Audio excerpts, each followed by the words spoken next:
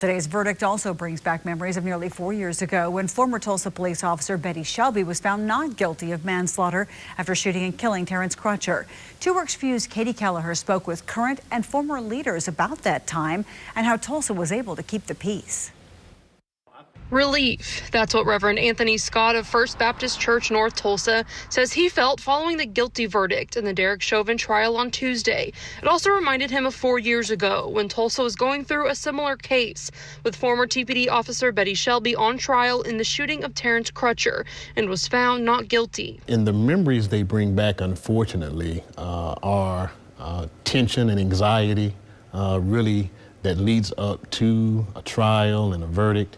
And then the tension and anxiety that exist in the aftermath. At the time of the shooting in 2016, then Tulsa Mayor DEWEY Bartlett made it a point to work with community leaders to keep the peace. He brought pastors of various churches together to discuss what would happen next. We talked about it, and we all joined together and decided that we were going to do whatever we could to avoid confrontation, to avoid rioting. Bartlett says those relationships are what helped during that volatile time, and they weren't something he started then, but many years before, when he was first elected mayor, going to a different church every weekend to get to know his community. But you have to make the commitment to go out and get to know the community, but not just the ones you're friends with, but the ones that you're serving.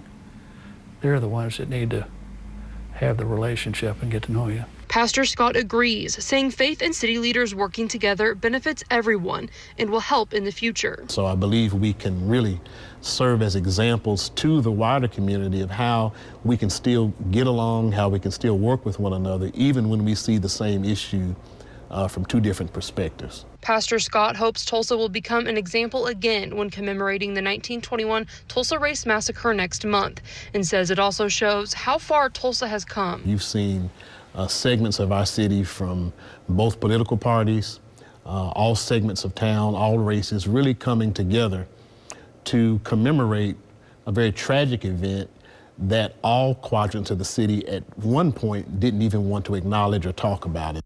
Pastor Scott hopes that this moment will move forward and help with any future situations or events that may occur. In Tulsa, Katie Kelleher, 2 Works for You.